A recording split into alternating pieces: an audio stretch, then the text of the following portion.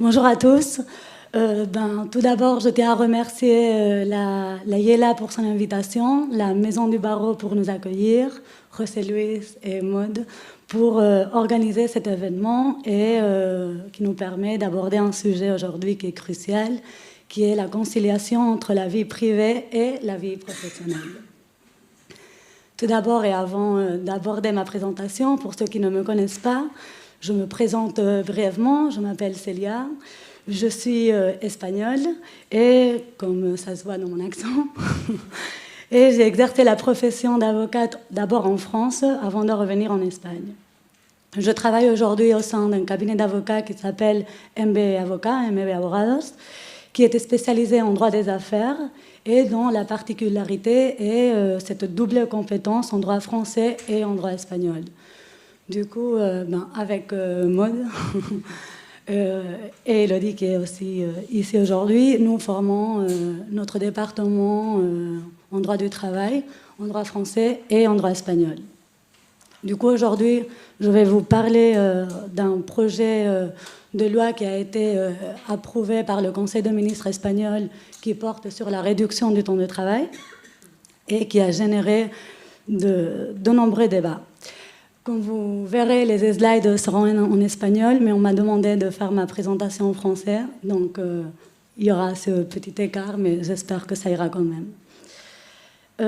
Tout d'abord, et avant de commencer avec le PowerPoint, juste en introduction, vous dire que c'est un projet de loi qui a été adopté que par le Conseil des ministres, et donc ce n'est pas une loi qui est entrée en vigueur, et qui vise la réduction du temps de travail de 40 à 37 heures et demie par semaine sans une baisse de la rémunération.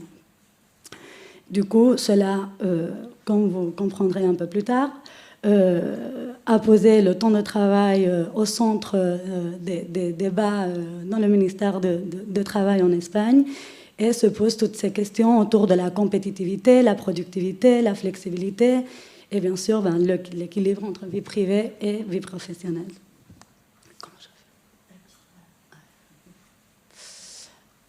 Tout d'abord, pour un peu le contexte historique, le débat sur la réduction du temps de travail n'est pas quelque chose de nouveau. Il existe depuis le XXe siècle.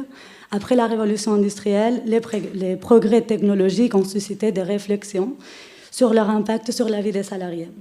L'économiste Keynes, dans son ouvrage Perspectives économiques sur nos arrière-petits-fils, prédisait déjà en 1930 qu'en 2030, l'humanité n'aurait besoin que de travailler 15 heures par semaine.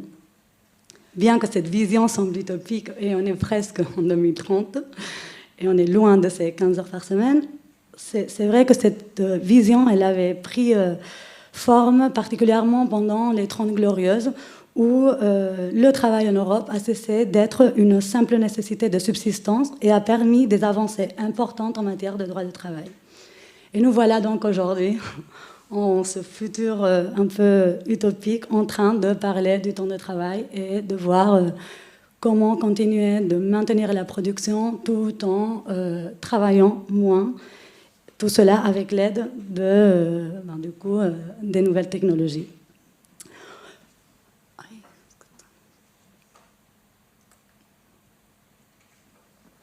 En Espagne, l'évolution du temps de travail a été un peu variée. Bien qu'en 1919, le temps de travail a été fixé à 48 heures par semaine, conformément, avant même que l'OIT pose ce maximum hebdomadaire. Après, ça a demeuré inchangé jusqu'à 1983, donc après le franquisme, etc., en démocratie, où le temps de travail a été réduit à 40 heures par semaine. Depuis, ce temps hebdomadaire a demeuré inchangé, alors que la production elle a augmenté de 53%. Le temps de travail demeure inchangé, bien qu'il y a beaucoup de conventions collectives qui prévoient déjà un temps de travail inférieur, surtout dans les domaines des bureaux, etc. Mais ce n'est pas le cas dans l'hôtellerie, comme on le verra plus tard. En 2021, un projet pilote a été impulsé par un parti en Espagne, introduisant la semaine de 4 jours.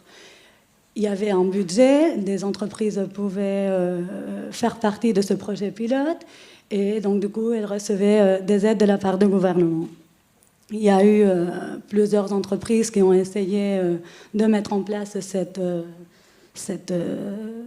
projet pilote qui parlait de travailler 4 jours par semaine. Il y a plusieurs entreprises qui sont assez importantes et que vous connaissez tous, comme Telefónica ou Desigual, qui ont du coup instauré la semaine de 4 jours. Mais les résultats ont été très mitigés. Pourquoi ? Déjà, Telefónica elle a instauré une réduction du temps de travail de 4 jours, mais en réduisant les salaires des personnes qui s'adhéraient à cette réduction du temps de travail. Du coup, elle n'a pas été très... Je veux dire, il y en a beaucoup qui ne se sont pas adhérés à cette réduction du temps de travail parce que ça supposait une perte de salaire importante. Desigual a aussi mis en place cette réduction et cette journée je ne sais pas comment on dit, la jornada, mais oui, de 4 jours par semaine. Mais Desigual, la particularité, c'était que le jour, ce 5e jour, le coût de ce 5e jour, ce coût, il était partagé à part égale entre les salariés et la société. Et là, ça a eu un grand succès. 90% des salariés ont adhéré à cette réduction du temps de travail avec le maintien de la productivité. Donc ça peut être un exemple de succès, alors que Telefónica, c'est resté un peu mitigé. Depuis 2021, beaucoup de débats, beaucoup de négociations sur la possibilité du coup, de réduire le temps de travail en Espagne et de passer, on parle aujourd'hui de 37,5 heures par semaine. Ce projet de loi, il est général, c'est-à-dire qu'il s'applique pour toutes les entreprises, quelle que soit leur taille, que ce soit une grande entreprise ou une petite entreprise, quel que soit le secteur. Et donc, du coup, ça a généré de nombreux débats. Les partenaires sociaux. J'ai fait un slide sur les partenaires sociaux, justement pour revenir sur ce que j'étais en train de dire. C'est-à-dire que, comme je dis depuis le début, ce projet de réduction du temps de travail, il vient impulsé par le gouvernement. Et ça, c'est une particularité, c'est la principale source de critique de la part des organisations patronales, parce que il n'y a pas eu des grèves ou une demande particulière des syndicats d'une réduction du temps de travail, sinon que ça a été une mesure qui a été impulsée depuis le gouvernement, ce qui est assez particulier. Le projet de réduction du temps de travail affecte principalement et compte du coup l'appui des syndicats et des salariés. Et le projet actuel concernerait 12,5 millions de salariés du secteur privé. C'est principalement les salariés qui travaillent dans des secteurs où il n'y a pas de convention collective applicable. Ça touche particulièrement 4 secteurs: l'industrie manufacturière, le commerce, l'hôtellerie et la construction. Et ça affecte principalement 3 communautés autonomes en Espagne: la Catalogne, Madrid et l'Andalousie. Les entreprises, en revanche, et la patronale n'ont pas reçu cette initiative du gouvernement avec bon gré. Et elles ont mis en avant un argument principal et qui est assez important pour qu'on comprenne un peu comment ça marche en Espagne. Mais en Espagne, la plupart des entreprises sont des PME, et plus particulièrement des micro-PME, c'est-à-dire des entreprises comptant moins de 10 salariés. Du coup, l'argument principal est que la mise en place d'une telle mesure peut affecter considérablement leur économie et suppose une transformation digitale qu'elles ne sont pas, au moins au court terme, qu'elles ne peuvent pas en faire face. Du coup, la patronale, elle disait que cela va supposer une perte de 11,5 millions d'euros et a essayé de mettre sur la table des contre-mesures pour pallier un peu les effets de cette réforme. Même si au début ils étaient un peu réticents, après ils se sont assis pour avoir ce dialogue social avec les syndicats et le gouvernement. Donc, parmi ces mesures, et les Français le savent parce que quand il y a eu la réduction du temps de travail en France, ça a été aussi un peu le cas. Une des principales mesures était de demander une augmentation du nombre d'heures supplémentaires que peuvent effectuer les salariés par an. Aujourd'hui, en Espagne, le nombre d'heures supplémentaires autorisées est limité à 80 heures par an, ce qui n'est pas beaucoup. Après, un autre point que demandait la patronale, c'était plus de flexibilité dans la distribution du temps de travail. C'est surtout pour faire face à des pics d'activité. Si nous avons une entreprise qui travaille dans l'hôtellerie, ben, on sait parfaitement que le tourisme, en le mois d'août, à Barcelone par exemple, il augmente, c'est l'enfer. Et du coup, ben, il se disait, ben, pourquoi pas de prévoir ou adapter le temps de travail à certaines périodes et permettre des journées plus longues, même si en termes annuels, on respectera les 37 heures,5. Puis, pour les micro-PME, ils ont demandé beaucoup des exonérations dans le paiement de cotisations sociales, surtout dans les petits commerces où il faudrait au tout début embaucher des nouveaux salariés pour maintenir l'activité, au moins au début, pendant qu'elles faisaient leur transformation digitale. Il y a eu beaucoup de débats. Ils se sont assis, ils se sont fâchés. Bon. En décembre, on pensait que ça tombait à l'eau et que le gouvernement n'irait pas plus en avant avec ça parce qu'il ne comptait pas avec l'appui de la patronale. Mais finalement, le 4 février, le gouvernement a quand même approuvé avec l'appui des organisations syndicales ce projet de loi. Toutefois, ce projet de loi, il est loin d'être approuvé, puisqu'il doit être encore approuvé par le Parlement et puis par le Sénat avant d'entrer en vigueur. Le gouvernement actuel ne compte pas avec les appuis nécessaires pour passer ce projet de loi, mais c'est sûr que c'est un débat qui va continuer d'être au centre et j'ai considéré que c'était quand même important d'en parler aujourd'hui au sein de ce congrès. De manière assez résumée, puisque on ne sait pas si le projet va sortir à la lumière ou pas, ou quels amendements il y aura. Comme je vous disais, le projet il prévoit une réduction de temps de travail à 37 heures et demie par semaine, sans que cela suppose une perte de salaire. Comme je disais aussi, comme il n'y a pas eu d'accord avec les organisations patronales, il n'y a pas eu de modification quant à la possibilité de distribuer autrement le temps de travail. Les heures supplémentaires autorisées restent les mêmes. Et même si cela, pour les patronales ou les entreprises, semble une réforme révolutionnaire, cela ne l'est pas autant parce que, comme je vous disais au tout début, il y a 4 secteurs qui sont principalement affectés, mais les autres secteurs comptent déjà avec des conventions collectives, avec un décompte du temps annuel, pas par semaine. Mais en fait, si on le traduit par semaine, on est déjà, dans la plupart des cas, à 37h30, ou même voire moins. Le projet de loi, il oblige aux patronales et aux syndicats de parvenir à des accords pour adapter leurs conventions collectives avant le 31 décembre 2025. Sachant qu'on est déjà presque en mai, que ça n'a pas été approuvé et qu'il n'y a pas très peu de délai pour négocier, on voit mal comment ça peut être porté à terme, mais peut-être que le dialogue social va être repris et il y aura un accord. Ce qui est aussi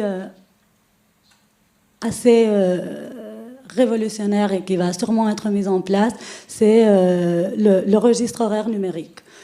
Depuis le Covid, il y a eu, comme vous le savez, on était tous chez nous en Espagne, c'était particulièrement dur, et il y a eu une augmentation des heures travaillées. Du coup, il y a eu une réforme qui obligeait les entreprises, toutes les entreprises, à enregistrer le temps de travail des salariés, peu importe qu'ils soient à temps partiel ou à temps plein. Ce décompte, du coup, doit être fait jour par jour. Et les entreprises doivent aujourd'hui garder ce registre pendant 4 ans. Un règlement devait être approuvé pour voir comment devait être mis en place ce registre. Mais il n'est jamais sorti. Et donc, du coup, aujourd'hui, il y a beaucoup d'entreprises qui enregistrent leur temps de travail manuellement. C'est-à-dire en moyen de documents Excel, etc. Je pense qu'en France, oui, aussi.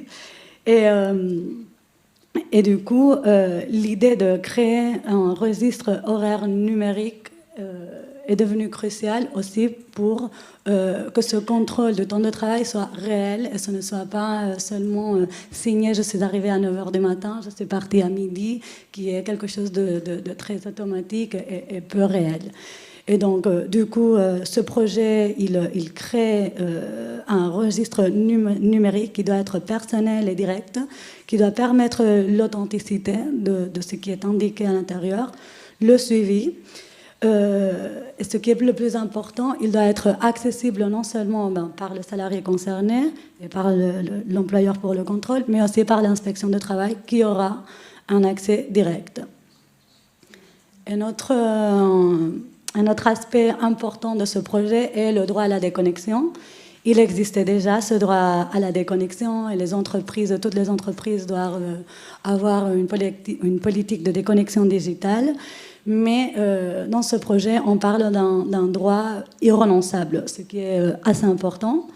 Et du coup, ça vise le repos, le droit à l'intimité et la protection face à l'utilisation de la géolocalisation, de la vidéovigilance, etc., etc.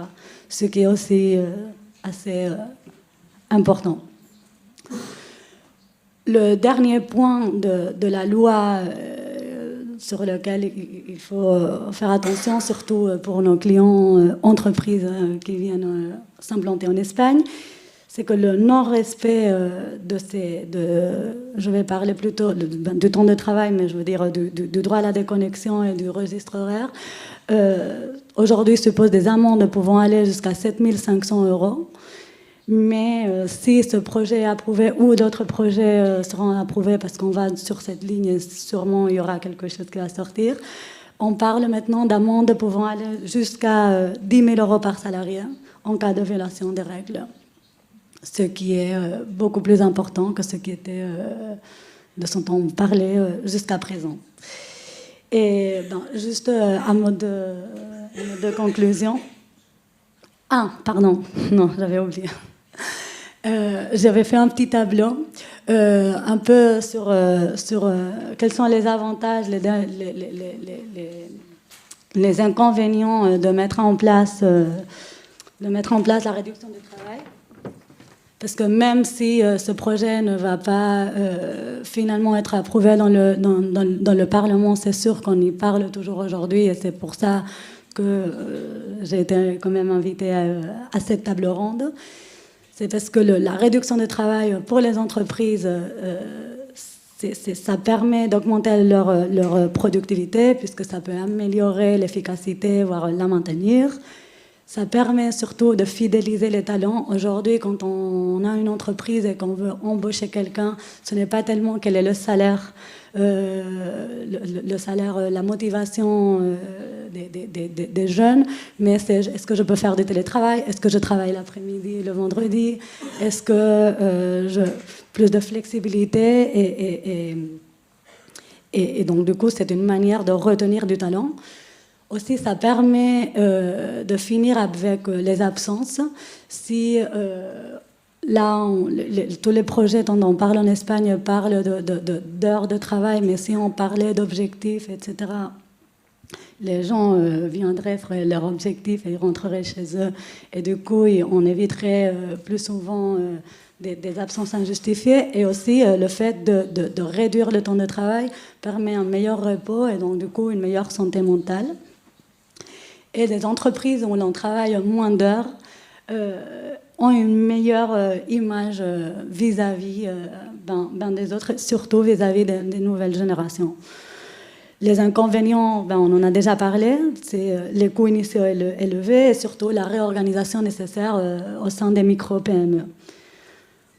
J'ai fait une partie sur les salariés, mais je pense que c'est évident que pour les salariés, c'est toujours mieux de travailler moins, toujours s'ils maintiennent leur salaire.